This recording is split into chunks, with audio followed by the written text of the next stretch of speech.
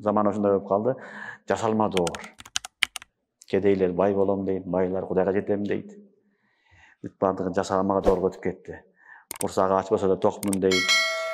Бай болсо, кедей болсо деле баймын дейт, бай болсо дагы баймын deyт. Ушинтип эле жашалма doorго түшүп эле кыйналып атабыз да. Бирөөдү дуурап, бирөөдү карап эле кыйналып атабыз. Негизи жашоо аябай жеңил. Болгондой амал кыл. Үйүңө чакырып бирөөдү дураба. Үйүңө чакырып бир кой сой албасаң, бир табак аш кылып бер. Бола берет. 2 нан менен чай бер, ал деле бола берет.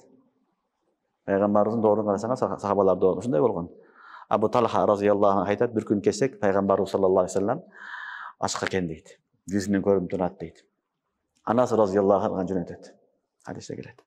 Анасына айтат, бар пайгамбарыбыз саллаллаху алейхи вассалам ашка экен көрдүм, айтып кел дейт. Анасы разыяллаху анху акырын келип пайгамбарыбызга айтат. Айтканда пайгамбар элан кылат, Абу Талха тамак берет экен, жүргүлө кеттик. Сахабалар ач да.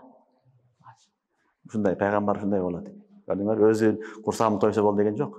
Алар да ач, аларды алып алды. Барса будайдан болгон нан. Будайдан болгон нан, анан бир аз ошол май кошулган бир нерсе бар экен. Пайгамбар саллаллаху алейхи вассалам айтат, нанды алып келип коюп кой бияка дейт. Үстүн жабат, ороп коет, нанды алып келет, 10 адам кирет, 5 адам кирет. Бир табакка нанды турап, үстүнө бир аз майды куюп, чылап берет, жейт. Анан экинчи жамаат келет, жейт. Пайгамбарыбызга деген тамак ошол жердеги жамааттын бүт баарына жетет.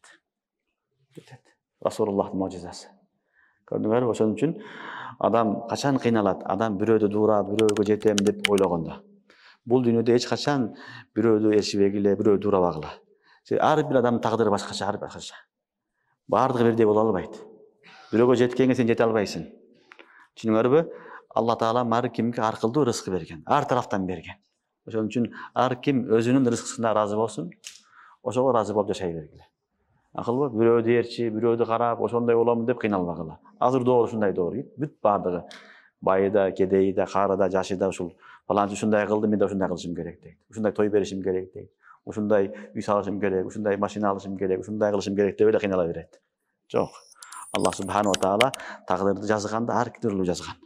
Ошого ыраазы бол, бирөөдү караба, жашоо жыргал. Мына ушуну пайгамбарыбыз саллаллаху алейхи вассалам өтө чырайлуу кылып айткан. Дүйнөдө жашаганда не кыл деген? Өзүңдүн астыңдагыларды караган деген. Өзүңдүн астыңдан карасаң, Аллахтын неаматтары көрүнөт.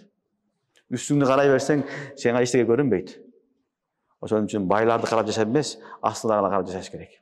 Ошондо Алла Тааланын неаматы көрүнөт. Анда жок неаматтар сенде бар да. Көрөсүң, алхамдулилла. Бунун үйү жок экен, менде 2 комнат үйүм бар дейсиң.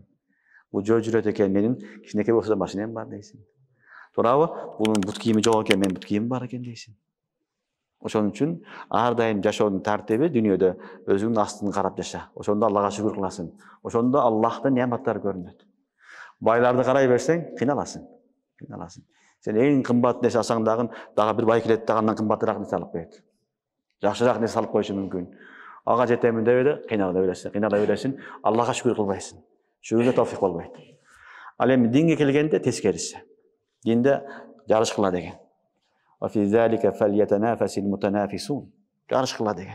Ошон үчүн мына адам 5 вак намаз окуйт, закетини берет, хажыга барат, умурага барат, даватка чыгат, сабагын берет, ашка кылат деп ушундай кыламын деп аракет кылса, бул жарыш. Буну гыпта деп айтылат, бул жайыз. Буну намаз окубайт, мен да окубайм деген болбойт анда. Же бул жумага эле барат, мен айткылы барып коем десе болбойт. Түшүнүңөрбү? Динге келгенде жарышабыз. Дүйнөгө келгенде жарышылбайт. Дүйнөдө өзүнүн астын карап жашасаң, Алла Таалам жашоо жеңил кылат. Шарият эмне үчүн берген Алла Таалам? Бул дүйнөнү жакшы кылыш үчүн, ахирет жакшы кылыш үчүн. Ушул тартип менен жашасак, иншалла, бул дүйнөбүз дагы бейиш, ахирет дагы бейиш.